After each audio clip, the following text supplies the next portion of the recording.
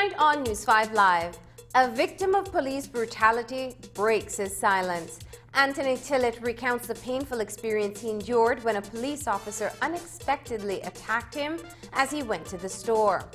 Former Belmopan Mayor Anthony Chinona is the victim of an armed attack in the capital.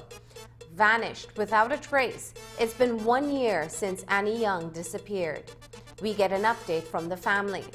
And where is Devon Lopez? His mother believes her son is dead and wants closure. Details of these stories and more coming up in tonight's newscast. Smart customers, this is your chance to win big with Smart and Quartz Mega Raffle 2019. Starting the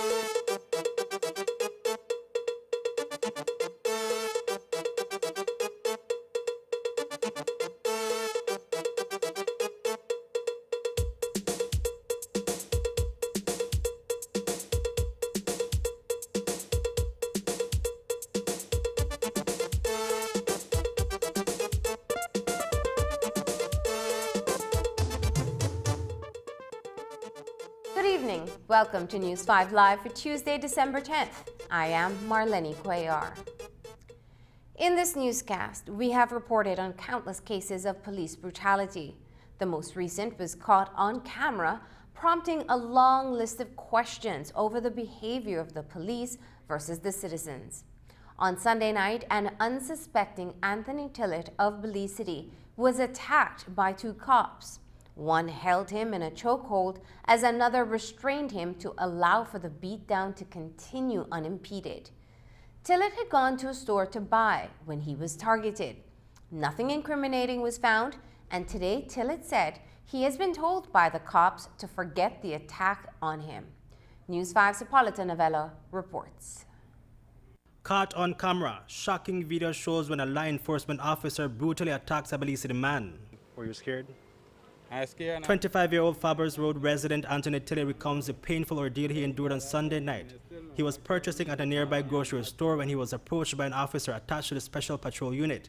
Tillett thought it was nothing more than a routine search. I put my hand on attention for no routine, and they go and they search me, and the officer, the one that called to me, he go and he just started pushing his hand in my pocket. So no, I react and I tell him, brother, you can't put your hand in my pocket like that. I need to see what you do, understand? I know the police, they can't declare what they in their hand before they put their hand in my pocket. So I tell him, you know, by my right, and he don't want to listen to that. He tell me, turn around, shut up, no, tell me nothing. And then I tell him, man, brother, man, you're a human, and like, you know, gee, why you have to deal with me like this? And I lower my voice to the lowest point I could so that to know that I don't make no scene so that everybody else could hear. And he still, right there, he turn on and he tell me, shut up, I don't want to hear, tell me nothing. I tell him, man, brother, you can't tell me shut up like that, like I don't know, dog, you know, gee. And after those words were uttered, the SPU officer launched a violent attack on Tillett, choking him, attempting to get him to the floor. Another officer is seen restraining Tillett while the first officer continues his assault. When he grabbed me around my neck, I still made a hold on to the bar from the Chinese, and he continue hustle like he want to curl me on the ground, you understand? I don't know, he must want my face bust up down there, right? Because my lone face piece of the try curl down there, and I hold on to the bar so that I don't drop, and then it presses knee and thing in my chest so that I could drop, and then I still know the drop, on the officer, another officer came from behind, and right there he grabbed my two hands and hold me up, so, and another one just started to punch up me in my chest, my belly, all about, and your face? My neck, my face, two times in my face and in my neck. Nothing incriminating was found on Tillett. However, the police officer attempted to assault him again. Tillett was told he was detained, but fearing further beatdown at the hands of the officers, he ran to the safety of his house. And I looked for go. Then my lead brother see me, and he see my face expression and know that something gone wrong. You know that no, just a normal search happened just now. So I tell him, brother, that the same all right out punch me in my mouth, G. He punch up me just now, and he hear the crying in my voice, and right there, so he rush out at me again. He come like he want to knock me out again, and the another officer have to grab him, tell him, boy, relax, so where they going you? They real aggressive kind of way, and they have to hold him down. And right there, so come me in my corner, and right there, so the officer will grab him, he tell me you're detained. I tell him, all right, and I come and walk at him, he hold my hand, and we go towards the truck. And my mind just tell me, brother, no go with them. So I just decide to run, I escape, I run, and I come home. Why did you run? I run just because for the fact that they already beat up me in front of the shop. Imagine when I do when nobody else is around, you understand? I get more beating that all I run from me never run because they say I detain. Because I mean, know whether they charge, and not tell me no charge, but they say detain. Did they find anything on you at the time of find nothing, no certain when they search, nothing. All the money in my pocket I go buy my phone. Tillett later visited the Raccoon police station. No charges were levied on him, but according to Tillett, the officers told him to forget what had happened. At least 5 minutes, they left me in there and they gone outside and I come back. When they come back, they call for me and carry me outside in the truck and talk to me and tell me and give me a run. Just make I forget about everything that happened and this and that. I tell them straight, G, and I just made a ride at the program because I need to reach one and I look to get charged. So that's something someone could easily forget. I tell them, I can't forget that, brother, even if I try to forget it, you know, because we are a victim now. And now Tillett is concerned that he will be targeted once more. I passed the checkpoint that, right behind gas station. I passed the checkpoint there and I come over the pedestrian so that I could reach in a gas station to pump my bike and the same police officer will attack me. He another checkpoint and he see me and he point to another officer and tell the officer, so the young boy right there. You know, like, so he left me in a real fear, like I can't go nowhere, you know, like me and he have a personal beef or what, and I don't know he. Reporting for News 5, Hippolyta Novello. As the season gets underway, criminals are on the loose. Tonight, there is yet another home invasion to report in the Balama Phase 1 area of Belize City. For the second time in less than 2 weeks, a house was targeted on Samuel Haynes Street, but police cannot ascertain if the masked and armed burglars are connected to both incidents. The most recent occurred on Monday afternoon around 2 o'clock, during which 3 persons were tied up before the burglars ransacked the property. Bella Vista maintenance worker Argenise Caballero, along with housekeeper Nubia Banos and a 17-year-old minor, reported to police that 2 men entered the property on Samuel Haynes Street. They first held up Banos and the female minor inside the house. Their hands were bound before the men rummaged through the house. As the masked burglars exited the house through the back door, they came face to face with Caballero, who had just returned to the property. He too was tied up, but with a string from a cast net, and taken inside the house.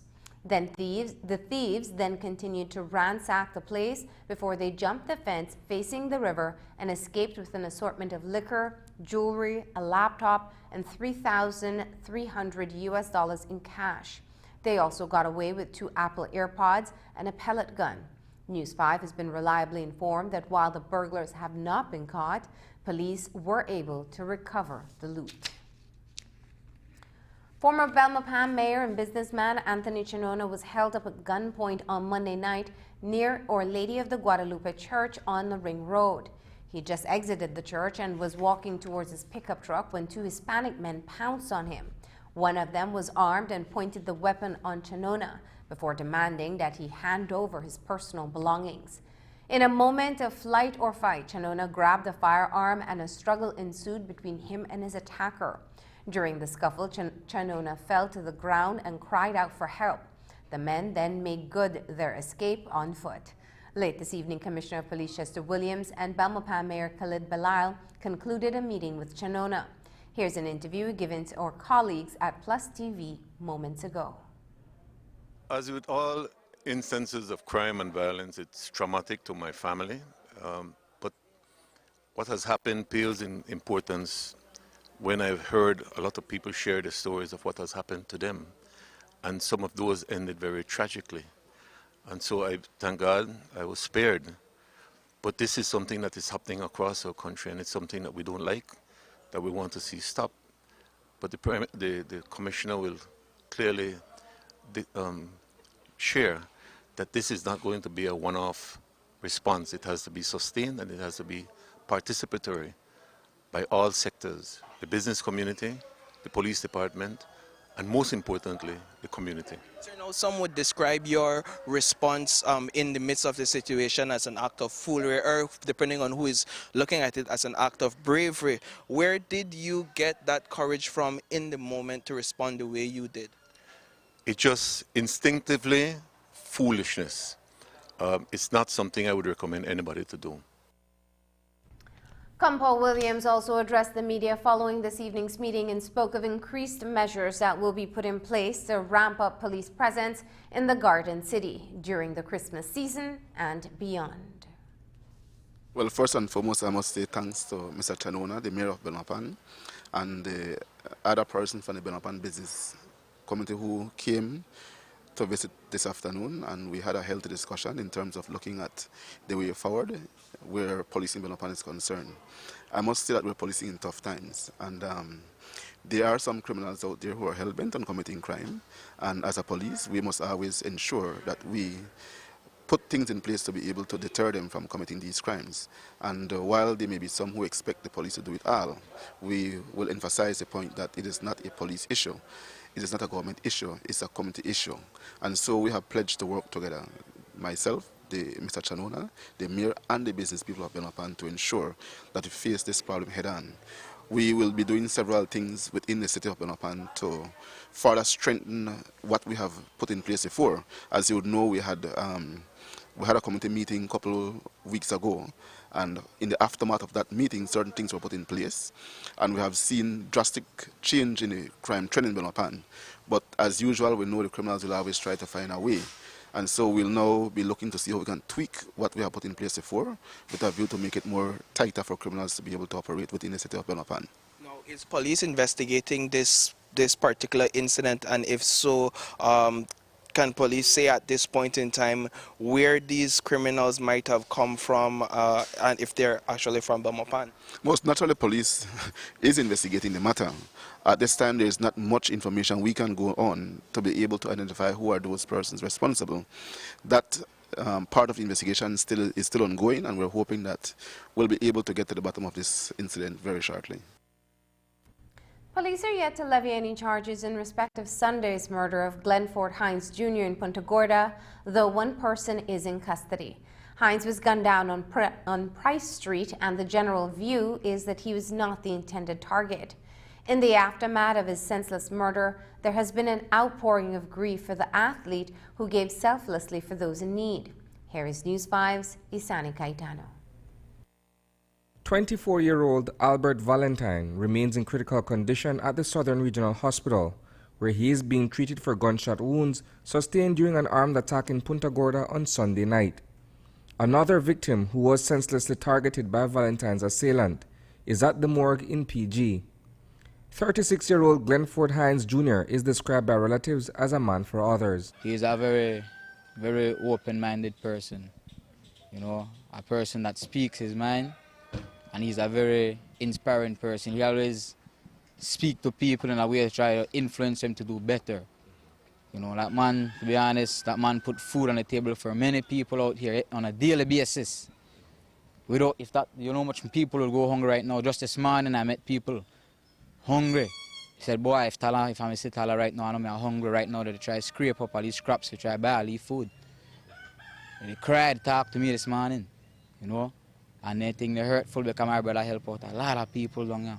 Hines' community involvement also included working with a local football team.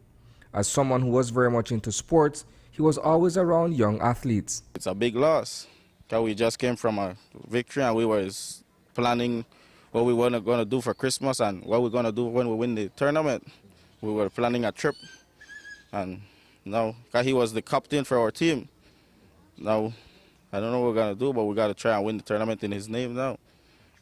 He's with God now. What is equally sad is that Hines' mother, upon seeing her son fatally wounded in front of the family home, also had to be rushed to the Punta Gorda hospital, where she is being treated for a chronic condition. We're just trying to keep it strong, because especially for my mom, because she's a heart patient, and she's actually in the hospital right now on oxygen. So we just got to be strong, right? We can't be too sad and showing them those faces, because that's going to break them down more. As for Valentine, his various run-ins with the law earlier this year had him scheduled to appear before the lower court on Monday morning. Someone was intent on cancelling his court appearance. We also know that Valentine was to appear in court this morning in Punta Gorda to answer to several charges he had before the court. Police were able to detain one suspect who was removed from the 3 o'clock bus to Belize City on Monday morning. While charges have not been brought, we can tell you that the individual in custody was freed of a murder charge as recent as October 21st, following the shooting death of a Belize City resident in February 2015. Reporting for News 5, I am Isani Cayetano. On December 7th, police formally arrested and charged Shane Jones for the murder of Edwin Usher. On December 1st, Usher was gravely beaten outside of a bar at the corner of Vernon and Johnson Streets in Belize City. He was taken to the KHMH but slipped into a coma. Usher died several days later at the hospital. Police later identified Jones as the person who inflicted the deadly beating on Usher. Jones was arraigned on Monday for the crime of murder. Also appearing in court today was Sidney Buckner Jr., who is charged with the murder of his uncle, Michael Buckner. Sidney gave the police a caution statement in which he confessed to the 2016 murder. That statement was admitted into evidence after a voir dire, which is a trial within a trial, found that it was given voluntarily. This morning, attorney Anthony Sylvester, who had just recently taken over the case, urged the court to revisit the confession. Sylvester claimed that there is evidence to support the possibility that the confession was obtained by oppression. Senior Crown Counsel Shanisa Smith pointed out that Sidney, in his statement, had admitted to killing his uncle and that there was sufficient evidence as to the guilt or innocence of the accused. In the end, Justice Williams saw no need to revisit the confession statement since the voir dire clearly proved that it was freely given. On the night of June 26, 2016, Michael Buckner was speaking with a woman near Tony's Grocery on Fawbers Road when a gunman rode up on a bicycle and shot him to the back of his head. On February 10, 2020, Justice Marilyn Williams is expected to hand down her decision. Coming up, Annie Young vanished 1 year ago. Her family holds an event to keep her memory alive.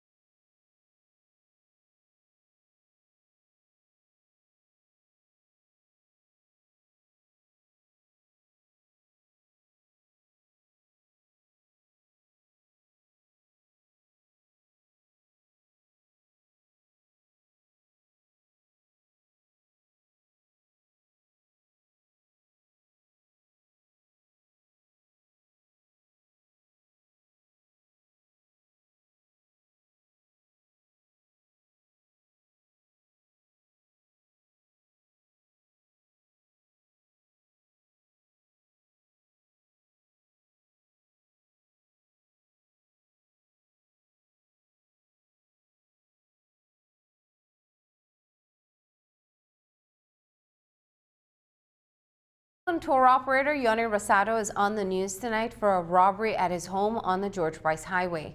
Rosado and his family were in deep slumber when thieves struck, driving away with his $45,000 pickup truck.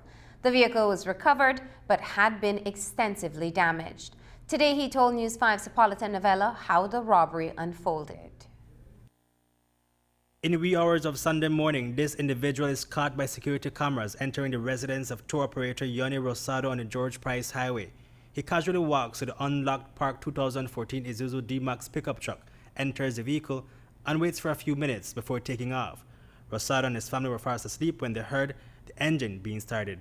My wife wake up hearing the engine starting, because when the vehicle started, make the first initial noise. So she asked me if I lend one of my employees, one of my friends, the vehicle. And I said, I don't know, I'm sleeping. But from my room to my front door, suddenly like he had steps. So I jump out and I check, and I still finishing my tail of my truck going. The culprit took to the unfinished Airport Link Road where the vehicle was found an hour later, crashed and destroyed. The CIB got a phone call about an hour after that some neighbor heard a noise on the main highway, new highway going to the airport, which is not finished.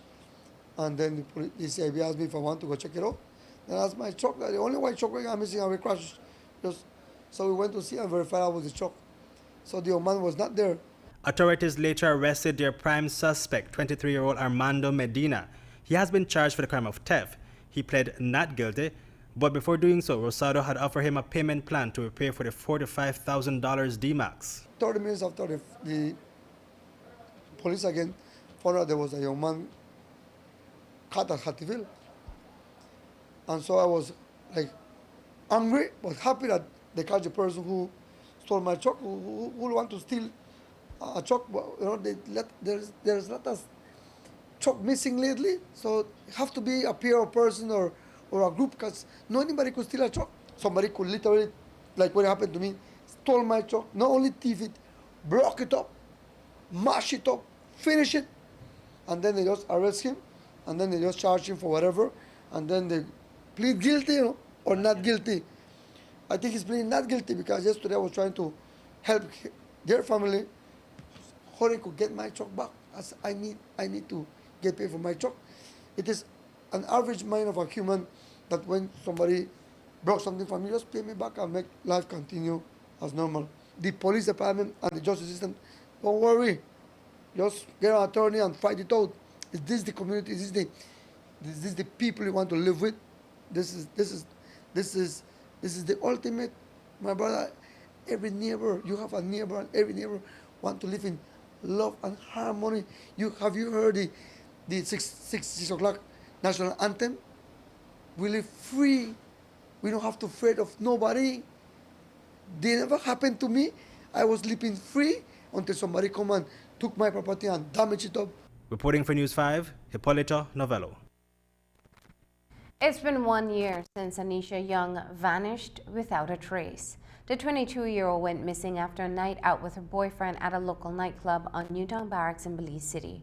Family and friends, as well as police, searched endlessly to locate her, but with no luck. There were multiple persons, including the boyfriend, detained and questioned, but later released. And at one point, pieces of hair extensions and skin believed to be hers were found in a shallow grave off the Old Northern Highway. A DNA test later returned inconclusive.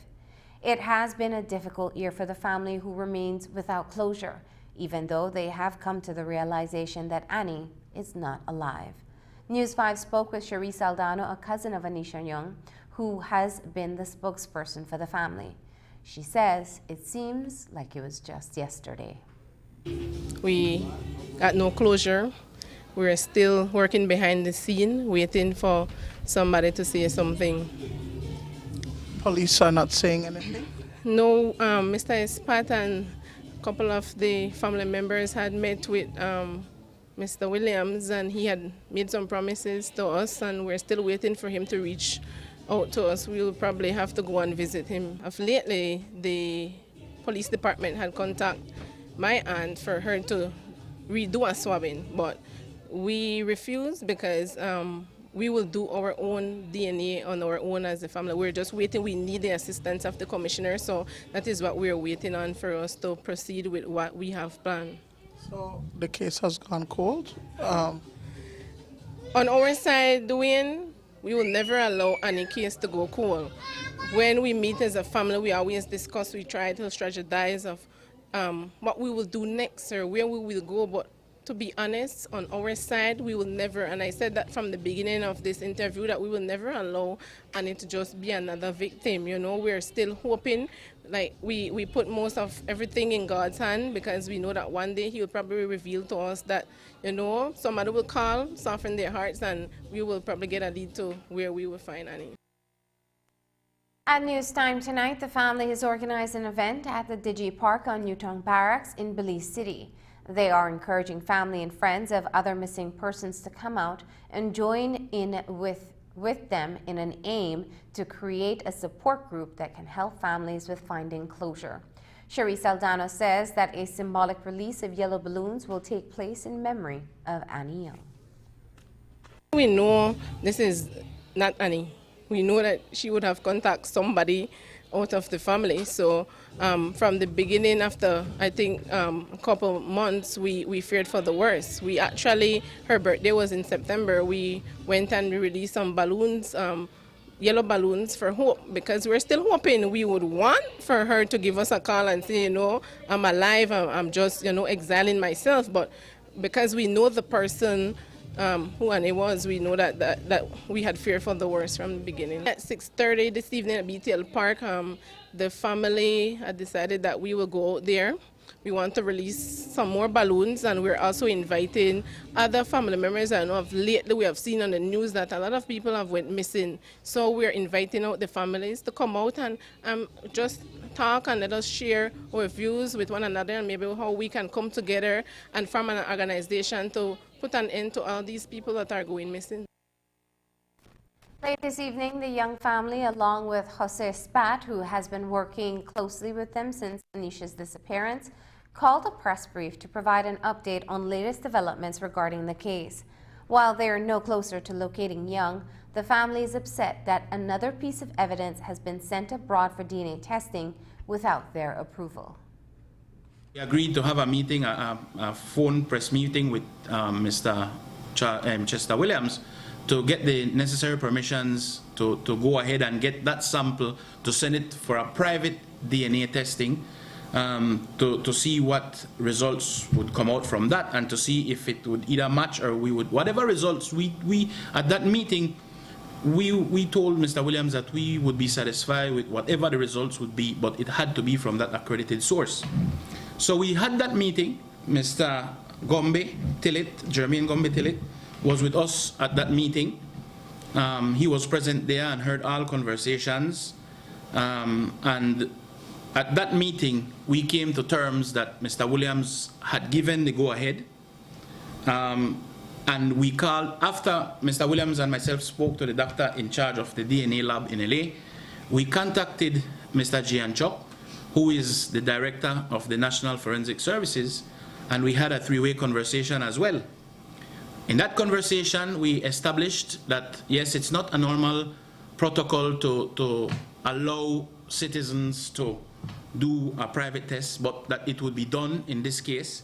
So we established that all parties had agreed to have it done, okay? But the only issue would be, which was a concern of the doctor, that's the director of the lab in LA, is that if we're going to go through all the trouble to do this DNA test, we would need it to be admissible in a court of law in Belize. So we were trying to reach to the best way forward in how to carry that out.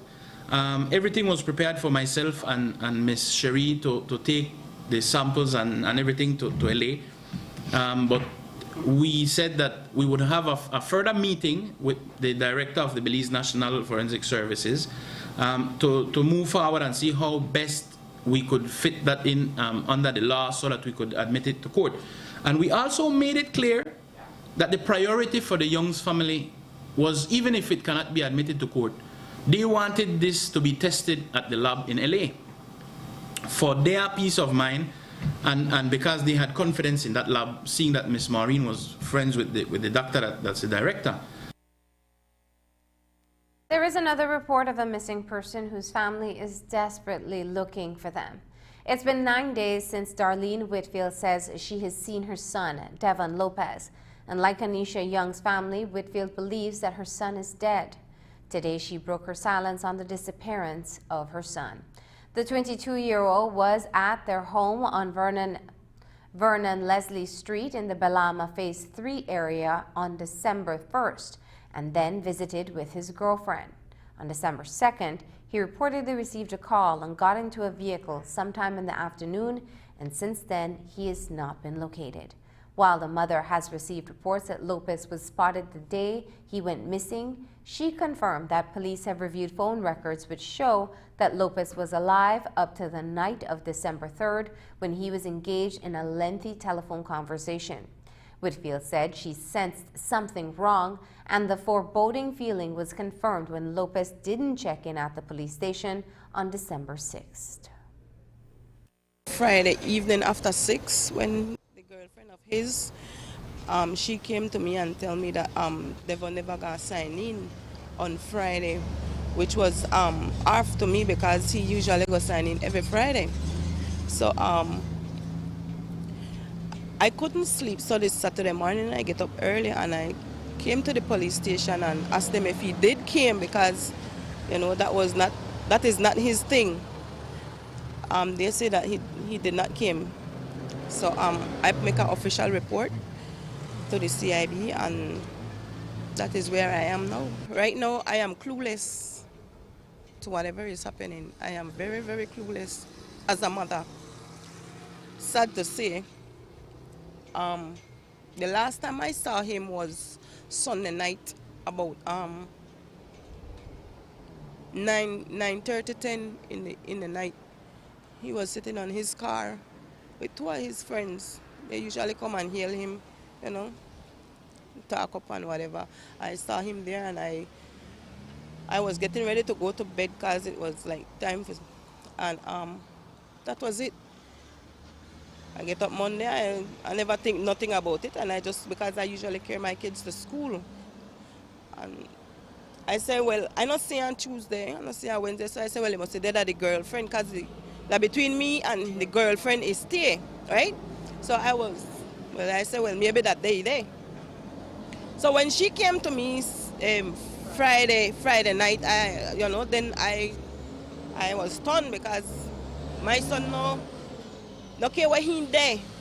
If the police didn't have him, he tell him, big man, I have to go sign in. Miss, I have to go sign in. You understand? No care where he there, I make you know, Friday, I need to go sign in. And that the way make I aware that he may missing. Because usually he go 1 or 2 days, but he come right back. You know, usually he go 1 or 2 or 3 days, he come right back. But this time more than 2 or 3 days. This is what the girlfriend's sister is telling me. I don't know. You understand? This is what the girlfriend's sister is, which will be his sister-in-law, right?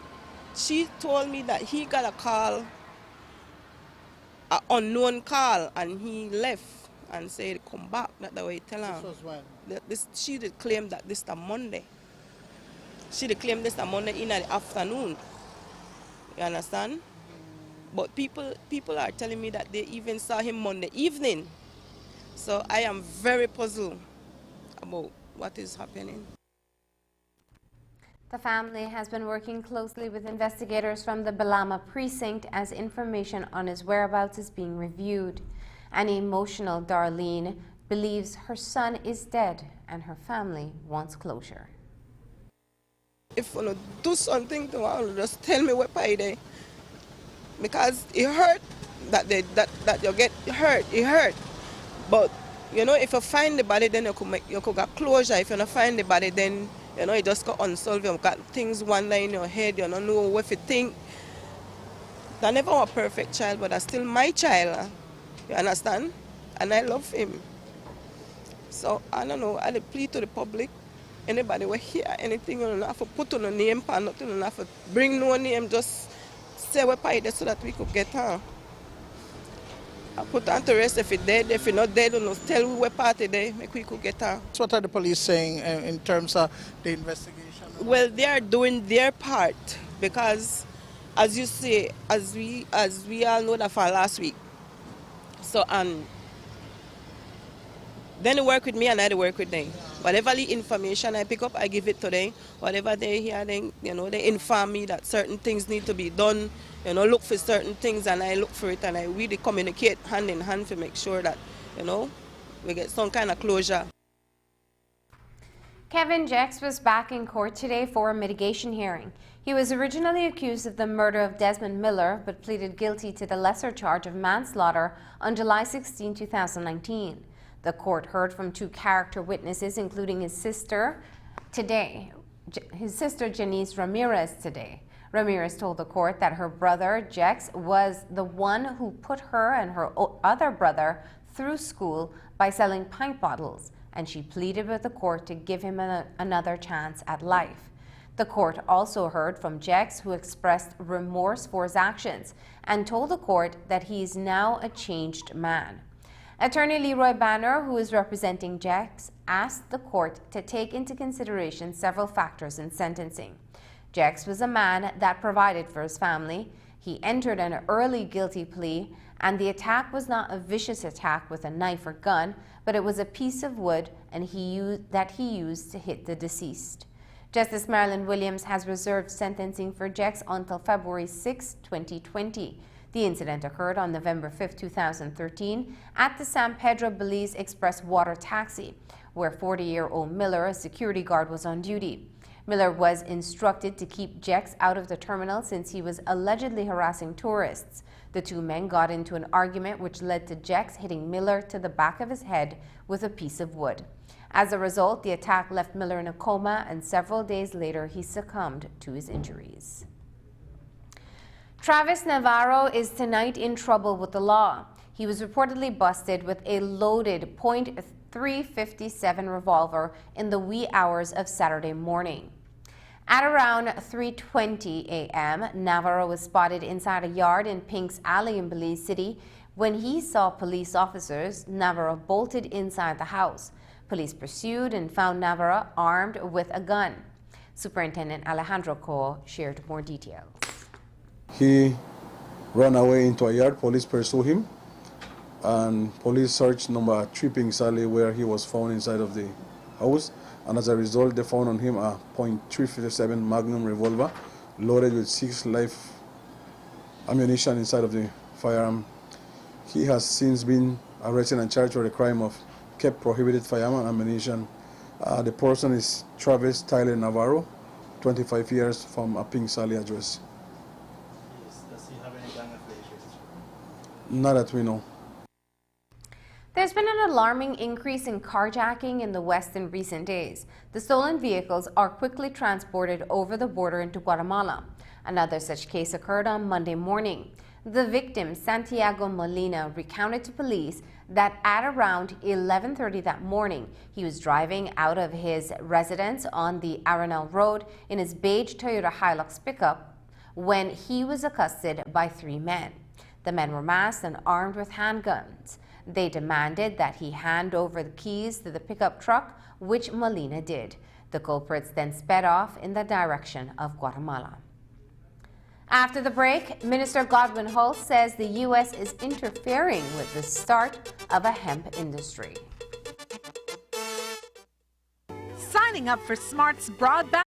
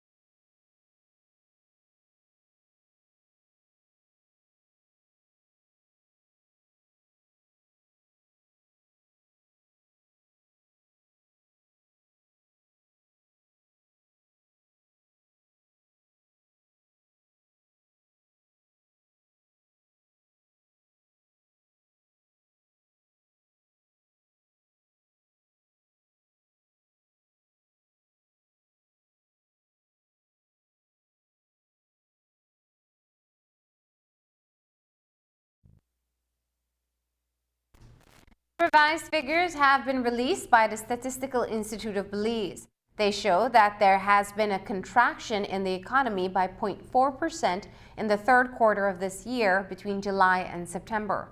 It follows a shrinking of the economy of 0.8% in the second quarter of this year. The new figures have sent out alarm bells since they indicate that there is trouble in the economy. According to SIB, the electricity and water sector was revised downward from $44.2 million worth of production and a growth rate of 10.7% for a total output of $30.3 million and a decrease of 24.1%. The SIB states that the primary sector declined by 4.3%, mainly due to a drop in both banana production and marine exports. The secondary sector was also adjusted from a 4.5% rate of growth to a decrease of 10.8%, which means that the total GDP growth for the quarter went down by $649.2 million. Belize is in the process of establishing a hemp industry. The announcement was made by Prime Minister Dean Barrow during his Independence Day speech this year. According to the PM, there is a global fascination with hemp, which is thought to contain almost magical healing properties. This, says the PM, means that Belize with ideal growing conditions will be excellently positioned to take advantage of the limitless world market. Along with other government ministries, the Office of the Attorney General has been at work forging a legal framework that would regulate the industry. However, outside forces are challenging Belize's legislation regarding the future hemp industry. During the recent sitting of the Senate, lead senator for government business and Minister of Agriculture Godwin Holtz spoke of a recent meeting he was a part of that involved U.S. experts. According to Holtz, these experts are challenging Belize's proposed hemp bill. I was subject to a meeting recently with 4 experts from the United States, decked out in suits, etc., challenging our recently passed hemp bill, because the United States think they always get it right. And I had to say to them, but you're taking yours back to your Senate if you find the space after you impeach or don't impeach President Trump, to be able to correct it. 7 different sections you have to correct. We got it right, you know. You got 243 years of lawmaking experience. We got 1,000 plus. We came out the Westminster model. But there was all technicians from Baja.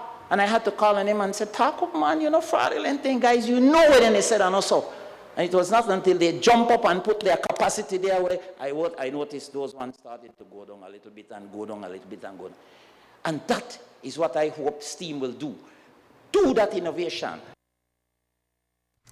The government of Belize remains under sustained fire from the NGO community after announcing on December 5th that it will not ban the use of Gillnet.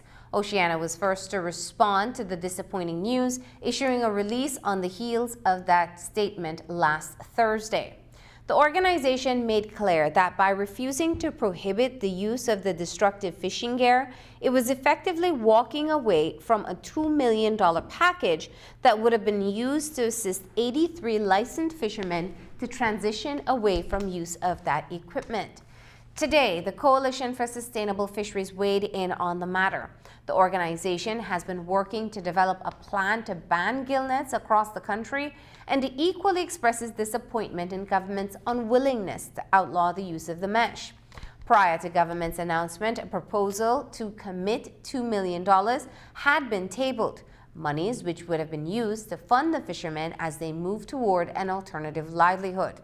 Half of that sum was raised by the coalition, the other half by Oceana. And release of the earmarked funds was contingent upon government agreeing on a date when a ban would be instituted. In the coalition's release, it states that unless a definitive timeline can be agreed for a permanent ban on the use of gillnets in Belizean waters, all funding raised by the organization will be returned to donors, and the opportunity for external funding for this transition would have been missed. It ends by saying that while the coalition does not agree with the direction that government has taken to achieve a gradual ban on gillnets, it remains open to dialogue with the Ministry of Fisheries. Earlier today, the Protected Areas Conservation Trust Pact announced that a pair of programs under its climate finance portfolio has been approved through international climate finance mechanisms. Support for these initiatives follows the Trust's recent accreditation by the Green Climate Fund and reaccreditation by the Adaptation Fund in 2018 and 19, respectively. On Monday, the GCF gave the green light for a Readiness and Preparatory Support Program proposal. The program is valued at roughly $280,000 and will enable PAC to conduct essential capacity building and training activities for staff and national stakeholders on gender, social, and environmental safeguards for project development and implementation. Essential to this is the updating of PAC's environmental and social management framework, as well as its policy on gender and equality. Furthermore, on October 10th, the Adaptation Fund Board approved a project concept for enhancing the resilience of Belize's coastal communities to climate change impact. That proposed program will be financed with $4 million. In November, Niche launched its second annual Christmas card competition. Last year, they received fewer than 5 submissions, but this year, a whopping 85 entries were submitted. A young student in Belize City captured the prize, and now her winning design will be used for Niche's 2019 Christmas card. According to Niche, the winning image was chosen for its artistic composition and message. Reporter Andrea Polanco tells us more about the student and her winning piece. Chloe Landero, a Standard 4 student of Central Christian School in Belize City, is the winner of Niche's Christmas card competition. Landero found out that she won during a surprise announcement at her school this morning. The young student was overcome with joy and shock, and she couldn't contain her tears.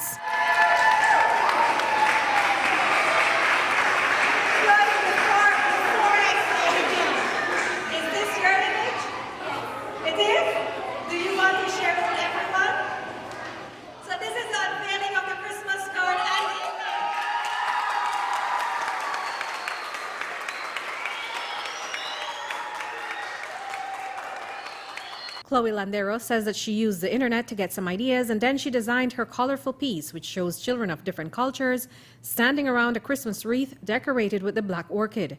They're joined by Santa Claus carrying presents, depicting the central message that everyone deserves a Merry Christmas. There are a lot of cultures in Belize, so then my mom told me to put them and put Santa there so that they can get presents from him. How did you feel when you found out that you were the one who won this year? I feel happy and excited. The winning Christmas card design is one of 85 works of art submitted this year by primary schools across the country. President of Niche, Sapna Badrani, says that Niche will now be using the winning design for their annual Christmas card. Our goal was to inspire students to participate, to believe in art, and know that you can use your art other ways than just doodling and putting it somewhere, but to compete. All students from any school could have submitted their representation of what Christmas is, and Niche would then use it as their Christmas card. The one who was selected would be used as our Christmas card, and we would then share it with our friends and family. And that lucky person is from this school. Landero took on the challenge with her family, so her submission was also a surprise to everyone at her school. But Principal Kenisha Perry says that her win will motivate more students to compete next year. We will definitely push our teachers and students to participate. I know it's a motivation for them now that they have seen what happens when you put hard work in. So I definitely will have more students participating next year. Landero won $500, an Asus Memo Pad 7 tablet, and a gift bag for her winning piece. Reporting for News 5, I'm Andrea Polanco. When we come back, the children of Stella Maris are affected at the annual Christmas party by the Belize Bank.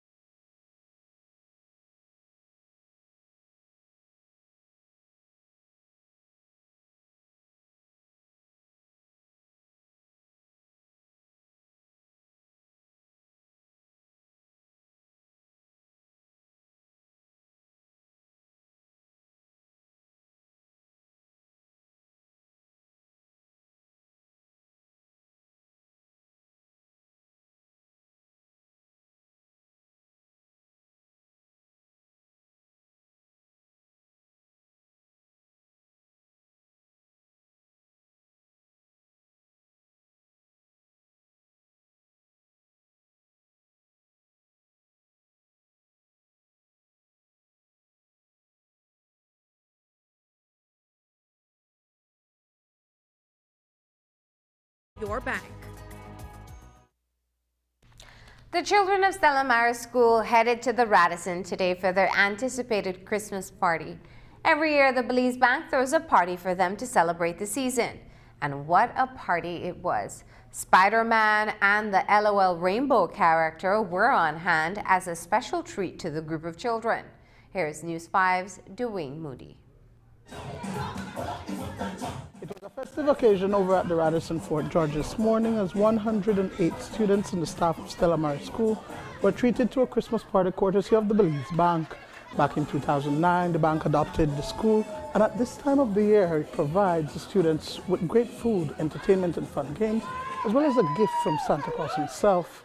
As part of the bank's corporate social responsibility, the staff chips in to be Santa's helpers. The Stella Maris Christmas Party is one of the biggest initiatives that we do yearly.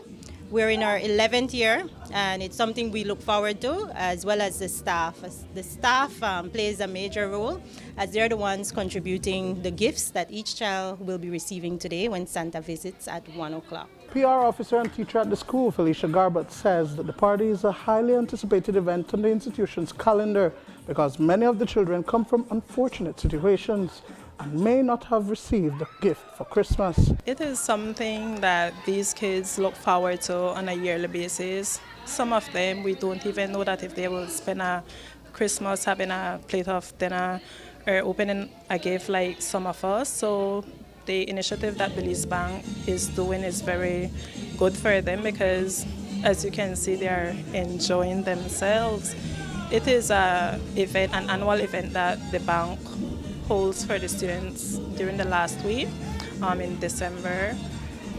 They have games, they provide them with food and a gift from Santa at the end of the event. The children had a special visit from Spider-Man and the famous LOL Rainbow character. They also played musical chairs and were able to sing and dance during the celebration. Even though many were at a loss of words, some shared their experience. You're looking forward to that gift from Santa. What is it that you've asked Santa for this year? Earring set. You think you'll get it? Yes, sir. Talk to us about what all you've been doing and what you anticipate, what you expect from Hola today. Turkey dinner and metric bags. Dwayne Moody for News 5. El Festival del Pueblo, or the People's Festival, has gained momentum since it started 8 years ago in San Lazaro, Orange Walk. It is the brainchild of Hugo Carrillo, a resident who's been working towards the preservation of the Maya Mestizo culture, including the history of his village, San Lazaro. Cultural leaders and groups from other villages in the district shared in the celebration of traditional music, dance, and even spirituality. Dalila Ikala and Dwayne Moody filed this report.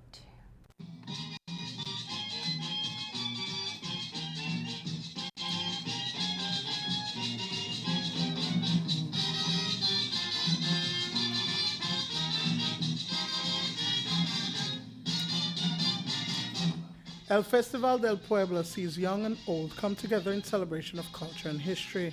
Dancers, musicians, researchers, and leaders, all working together for the preservation of the Maya Mestizo culture, gathered at Hugo Carrillo's backyard in San Lazaro Village.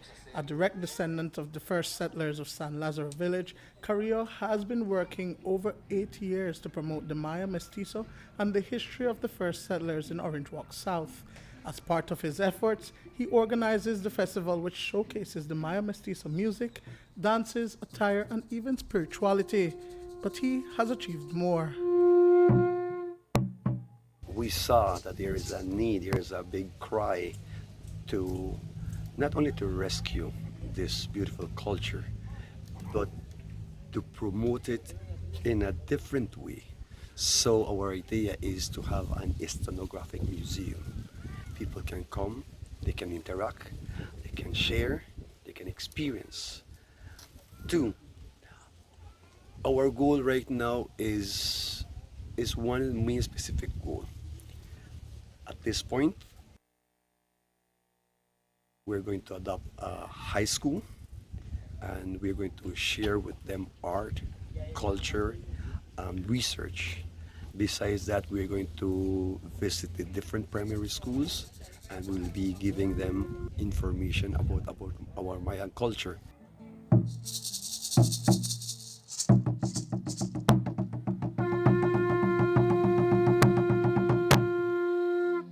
His efforts have caught the attention of the National Institute of Culture and History and even that of Mundo Maya, but Carrillo has been only one of the few leaders laboring to preserve and promote the Maya Mestizo heritage.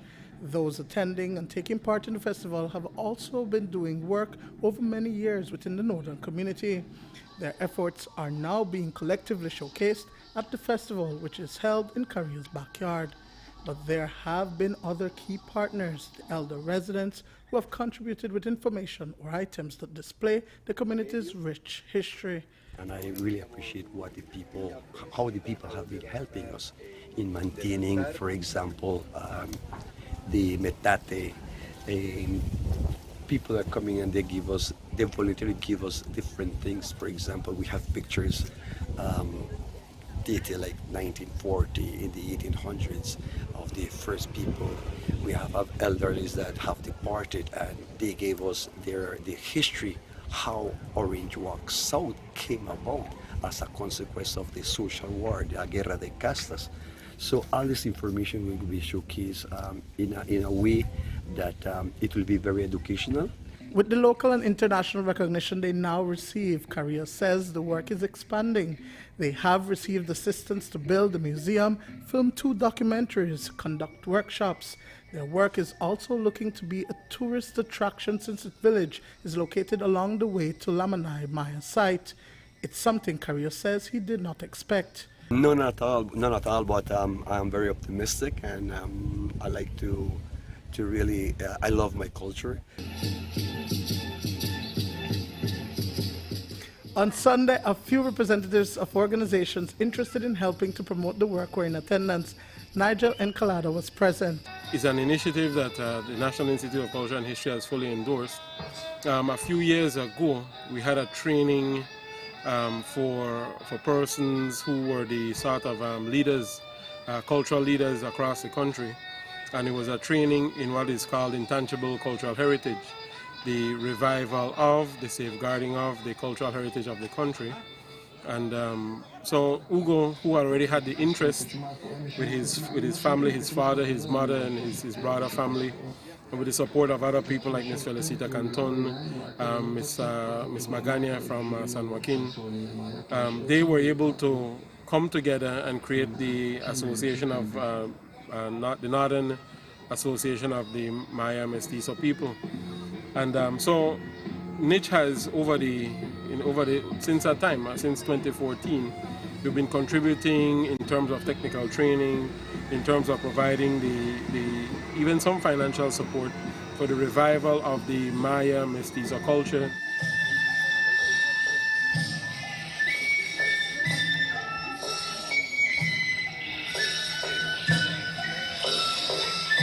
This year's festival was celebrating the woman or Ishel. Dwayne Moody for News 5. Coming up after the break, new school buildings are inaugurated in the South. As we continue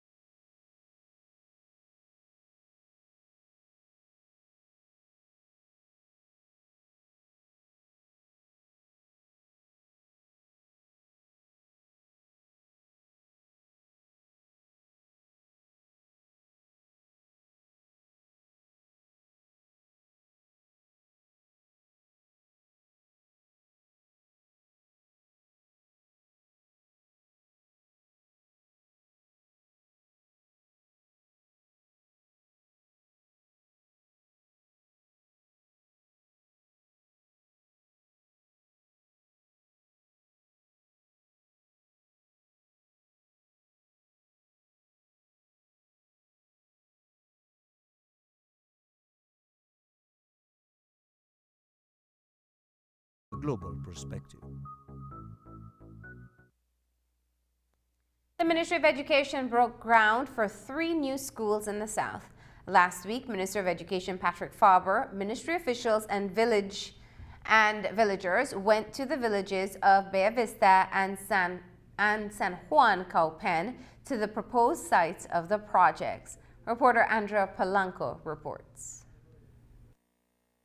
Bella Vista Village, through funding from the Caribbean Development Bank and the government of Belize, will be getting a high school and a preschool.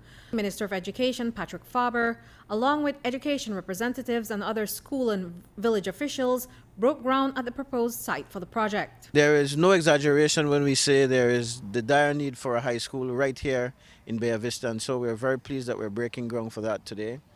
But we're also breaking ground for a preschool, pre-primary school as it is called, and we believe in getting our children to start strong, giving them a good, strong foundation.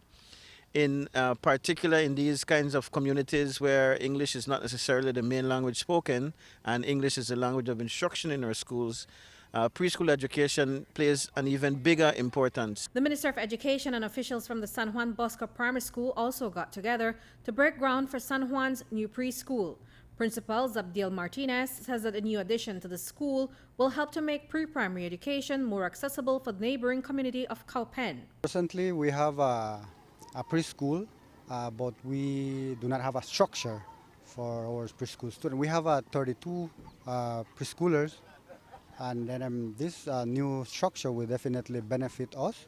One of our great vision is to have one campus, because we have 2 campuses. So having this building here being built at this campus, it shows that we're moving towards that dream, because we're trying to amalgamate the 2 campuses. So that's one of the benefits. The other benefit is that some of the villagers from Caupen complain that it's kind of a little bit far to go to San Juan and to drop off their students.